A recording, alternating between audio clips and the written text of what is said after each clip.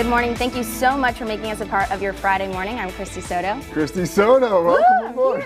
The 28-year-old man was wanted out of Shreveport, Louisiana for narcotics and illegal weapons. Sheriff Parnell McNamara said that this man was armed and dangerous, and he proved to be just that this morning after attempting to shoot at officers. Crews have been actively working to fight this fire. Earlier, I told you guys they were having issues getting inside the mill. They were using hammers and saws to make entry. Well, now they're using a bigger tool, a stronger tool to get inside that mill to fight that blaze. Behind the camera so you can get a look as to what crews are doing right now. So now you can see they are just pulling away what's left of this 18-wheeler, but this is not the only 18-wheeler involved in this crash. I'm going to pan the camera over so you can see the second 18-wheeler involved into this fiery crash. Give me a second while I zoom in real quick so you can see what's left of that 18-wheeler. As you can see, it's just pretty much the frames. We do know both of these 18-wheelers were carrying food products.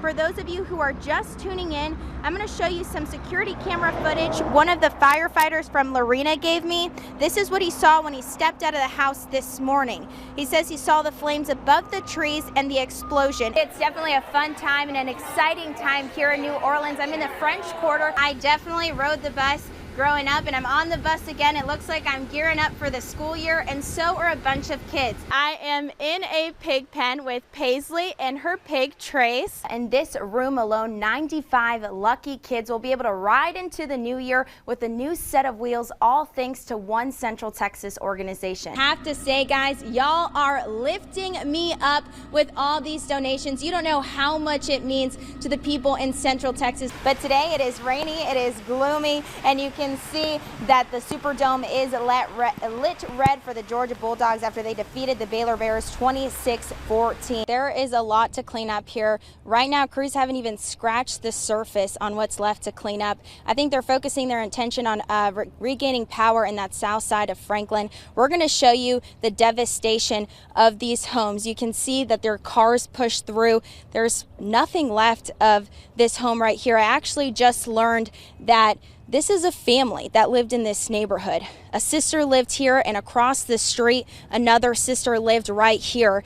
And there's nothing left of these homes. I'm at the best tailgate here at AT&T Stadium. I'm joined by some Baylor alum and some familiar faces on the football team. You may remember Chris Callahan back in 2014. He scored that field goal against TCU that put us 61-58. You know, you've seen the program grow so much these last couple of years. What does it mean to see it go from where it was your graduating year to where they are now? Been doing it since McLean Stadium opened. What has it been like going from Floyd Casey to now McLean and starting this new tailgate tradition? It's almost time to celebrate. Many of you guys are getting ready for a much needed day off. Coming up, I'll tell you where you can spend the 4th of July.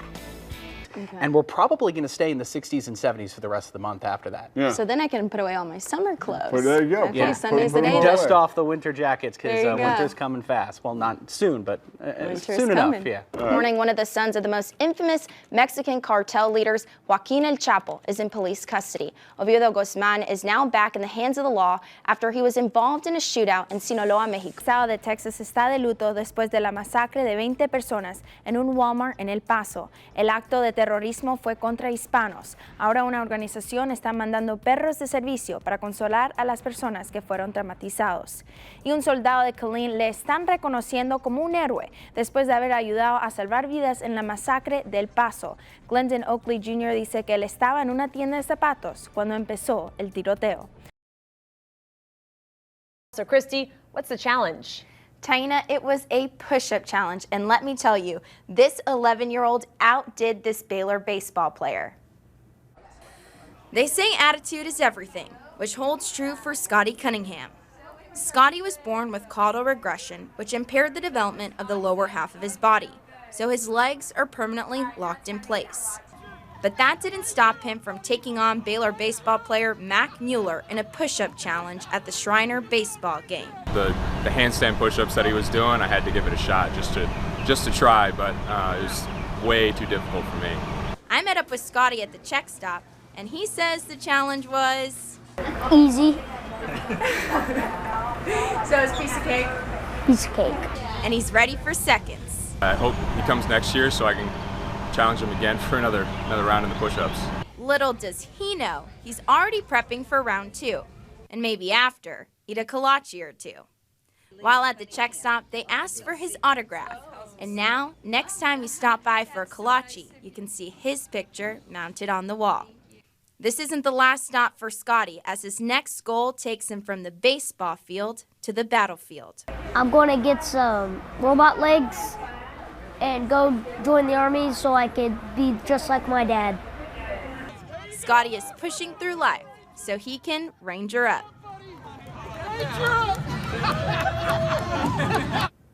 Not only was Scotty's dad in the military, but so was his grandpa, and he hopes one day to follow their path. Reporting in studio, Christy Soto, KWTX News 10. We'll be right back. Justice is blind, and for Waco attorney William Conrad, that statement is very true. Conrad has been legally blind since birth. It was always going to be something I'd have to deal with. And he did, from learning to walk with a cane, to mastering the law, and later passing the bar. Being blind didn't stop him from fulfilling his dream of becoming a lawyer. Did you ever think that you would be where you are today? Yes. I kind of had said that's what I wanted to do, and I wasn't really going to stop trying for it. You can overcome more obstacles than you think. Conrad does use some tools to help him along the way. To sign court papers, he uses this gadget. All right, and so I just sort of line it up and then sign like so. To read, he uses his smart computer, which only Conrad may understand. That's how I do most of my work is on my computer that talks to me, and if I need it to, it has the Braille display. His friends and colleagues say there's not much Conrad can't do. He can do anything.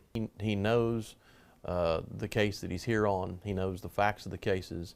He knows the allegations, and he's always ready to go, and he's always prepared. I forget he's blind. He does so well with everything that he does. If someone says they forget that, that means that I'm relating to them as a person, not as a blind person.